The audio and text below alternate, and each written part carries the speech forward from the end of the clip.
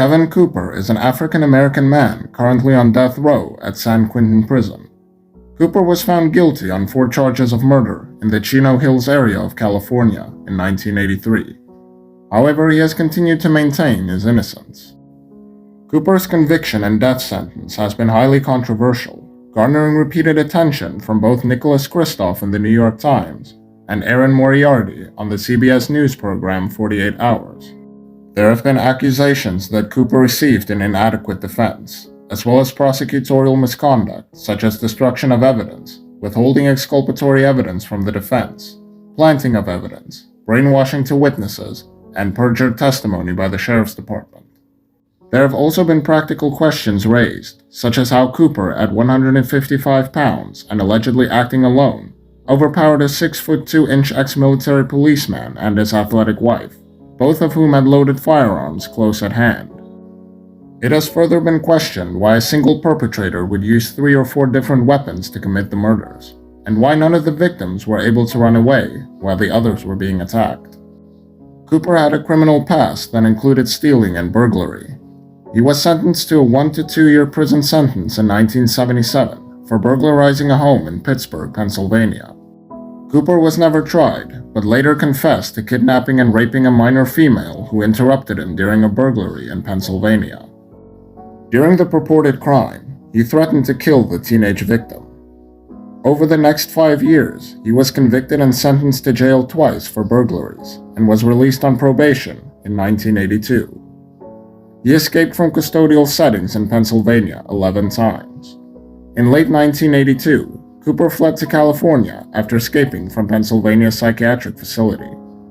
In California, Cooper was soon convicted of 2 burglaries in the Los Angeles area.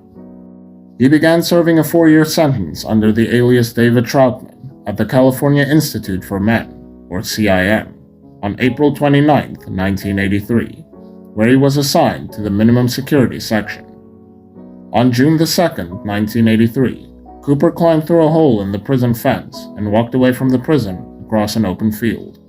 Sometime during the early morning hours of June 5, 1983, Douglas and Peggy Ryan, their 10-year-old daughter Jessica, and 11-year-old Christopher Hughes, a neighbor's son who was spending the night with the Ryans, were brutally murdered in the Ryans' bedroom at their home in Chino. The Ryans' 8-year-old son Joshua was critically wounded but managed to survive the attack. The Chino Hill murders were initially described as Manson-style, referring to the 1969 murders of actress Sharon Tate and 4 others by the followers of Charles Manson. This characterization started with detectives describing the scene to reporters.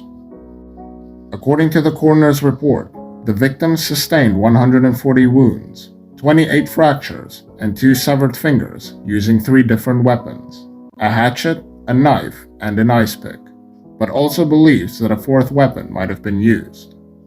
Doug Ryan, aged 41, deceased with 37 knife and hatchet wounds as well as a severed finger. Peggy Ryan, aged 41, deceased with 17 hatchet wounds to the face and head, as well as 4 knife wounds to the chest. Jessica Ryan, aged 10, deceased with 46 stab wounds from a hatchet, a knife, and an ice pick. Christopher Hughes, aged 11, deceased with 26 wounds and numerous skull fractures as well as a severed finger. Joshua Ryan, aged 8, survived with hatchet wounds to the head, multiple knife stabs in the back, and his throat being slashed. Mrs. Ryan's purse was in plain sight on the kitchen counter, but no money was taken. The family station wagon was gone. It was discovered several days later in Long Beach, California, about 50 miles southwest of Chino Hills. The San Bernardino County Sheriff's Department, headed by Sheriff Floyd Tidwell, conducted the investigation of the Chino Hill murders. The following is a daily account of the murder investigation from the time that it was discovered until Kevin Cooper was charged with the murders. These accounts are taken from court documents and newspaper articles. Sunday, June 5, 1983. Murders are discovered at around 11 a.m. The survivor, Joshua Ryan, is airlifted to hospital. A neighbor reported to investigators about seeing 3 white or Hispanic men driving away from the Ryans' house on Saturday afternoon. Police search for 3 recent escapees from CIM as possible suspects: Alvaro Knorri, David Troutman, and Michael Martinez.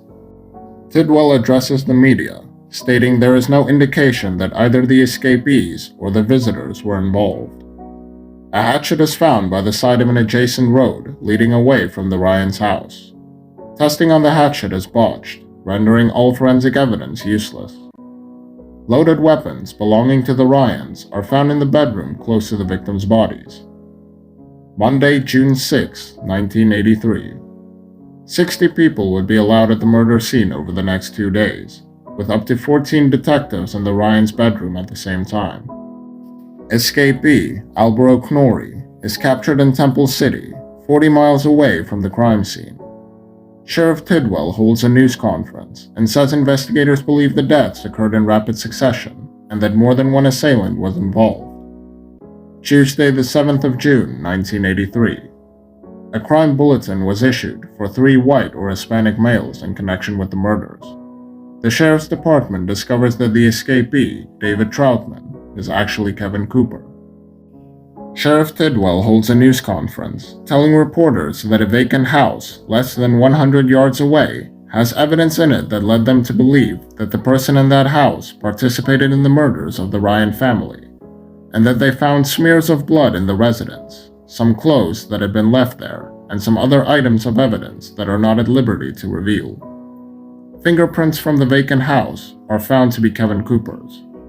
District Attorney Dennis Kottmeyer orders the crime scene dismantled. The carpet is pulled up, and large sections of the sheetrock walls are cut out with an electric saw. Over the next 2 days, all doors and furniture had been moved into a warehouse. However, extreme temperatures in the warehouse rendered all forensic testing useless. Wednesday, June 8, 1983. Escapee Alvaro Knorri is questioned and clear of any connection to the murders. Thursday, the 9th of June, 1983.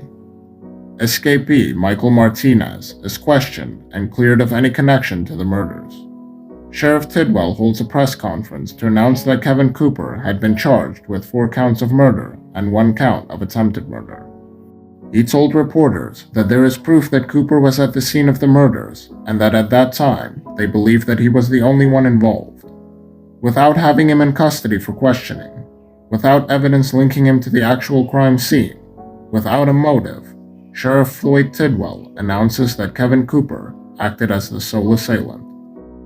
Cooper had admittedly been hiding out in a vacant house next door, the Lease House, 125 yards away, for 2 days.